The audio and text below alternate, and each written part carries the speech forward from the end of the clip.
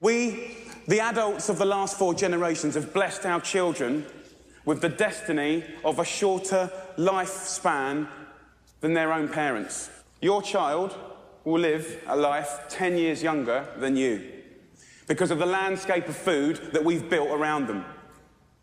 Fast food, comidas industrializadas, embutidos, refrigerantes e doces. Nos deparamos hoje com cardápios cheios de caloria e alimentos prejudiciais. Conversamos com a pediatra Carmen Sabatini para saber quais são os fatores de risco da obesidade infantil.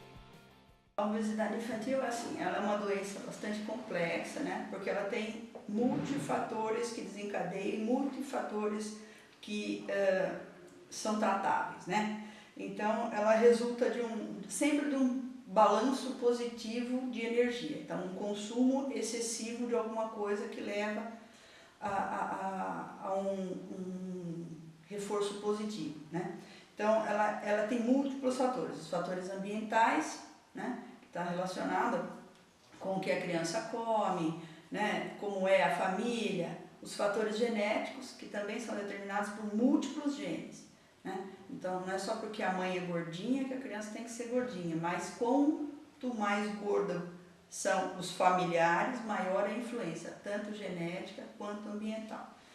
O problema da obesidade, ela entra numa fase hormonal e entra também numa fase de sustentação, né? Então, os problemas principais que uma criança com obesidade tem, que antigamente não se tinha, é o diabetes tipo 2, que a criança pode desenvolver, que também é chamada de síndrome metabólica.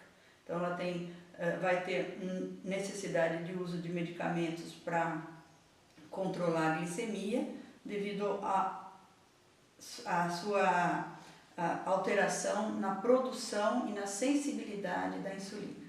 Essa é uma das principais. Hipertensão arterial, que é uma coisa comum. Tem as alterações de pele, né, que são bastante frequentes, né, que são as estrias, tem as acantose nigras, que é umas manchas que a criança faz escuras nessa região do pescoço, da nuca e próximo ao olho, né? Quando as crianças desenvolvem isso, ela tem um risco maior de desenvolver diabetes também. Futuramente, como esses obesos não fazem atividade física, você tem alterações musculares. Então, o músculo atrofia, ele diminui a conhecida massa magra e aumenta a massa gorda. Então, você também não tem dificuldades dessa pessoa fazer atividade física, né? Porque o músculo já não vai responder adequadamente como você esperava, né? E eu acho que um dos outros problemas mais importantes, né, é o problema emocional, né? Porque a criança gorda sofre bullying na escola, né? Ela fica triste porque ela está obesa e que ninguém gosta dela, então ela se isola, vem os quadros depressivos, né? E isso tudo gera alterações na alimentação, que é uma bola de neve, né? Então ela é gorda, ninguém gosta dela, então ela come para ficar quando ela está sozinha e ela continua gorda. Então isso é um processo bastante importante, principalmente na adolescência. Principalmente na adolescência.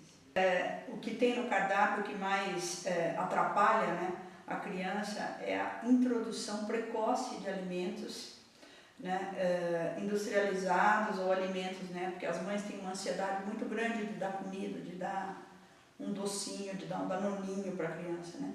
Então, o que você poderia fazer, que falta nesse cardápio, né, é a introdução gradativa, consciente, né, da alimentação, fora o leite materno. Então, a primeira coisa seria o aleitamento materno. Seria uma coisa que você deveria fazer para prevenir a obesidade. Então, como você perguntou aí, o que está errado no cardápio é a introdução precoce de leites artificiais, ou o desmame precoce, né? Outra coisa são as introduções dos doces, massas, antes da época, né? E a terceira coisa são os alimentos industrializados que são feitos propagandas. Então, os lanches são de introdução precoce, os bolinhos que você coloca no lanche escolar são de introdução introdução precoce, refrigerante, né? Esses laticínios de alta concentração de gordura, né? Iogurtes, queijinhos, tudo isso que você incentiva a criança a comer. Esse é o principal fator. Então, acho que aí também tem muita responsabilidade dos pais, dos médicos e da mídia, que vende tudo, né? Na minha opinião particular, há uma grande interferência, né? Dos fast food, por exemplo, em dar brinquedo em relação à comida, né? Então, e essa é uma coisa muito importante. Então, você vai lá para ganhar o bonequinho e acaba comendo um lanche de 350 calorias para uma criança que precisaria de 1.200. Então, você acaba tendo uma troca muito grande. As atividades físicas, elas são extremamente importantes, né? Porque como a gente vive nessa fase de muito sedentarismo, né? Já desde a comida, né? Às vezes a criança come na frente da televisão, já fica no tablet, já, né? Então, a gente precisa começar a incentivar essa atividade física. Eu acho que esse incentivo já vem da escola, né? Na própria educação física, né? Fazer atividades programadas, fazer com que as crianças participem também disso. Né? As atividades fora da escola, as crianças até uns 5 anos, a gente faz muito natação, tá, né? E as crianças, os adolescentes, eles gostam mais de coisas competitivas, então é esporte em grupo, né? Então é vôlei, basquete, etc. Então isso previne porque você aumenta o gasto energético e você vai fazer com que o seu balanço energético vá para negativo e não para positivo, como é na obesidade. Então, os pais podem incentivar fazendo as atividades do dia a dia, né? Então, ao invés de ficar só no tablet, fazer uma caminhada, andar de bicicleta, jogar bola, né? Nas crianças menores. Nas crianças maiores, participar dos jogos, levá-los aos jogos, assistir, dar para eles um interesse em fazer alguma coisa, né? E participar também, né? Não adianta só levar ele a jogar futebol e buscar daí 2 horas. Tem que ficar lá e torcer e incentivar para que a criança faça alguma atividade legal, né? E não só a competição, mas assim, a realização da criança. Isso é muito importante. Ele saber que tem alguém torcendo por ele ali.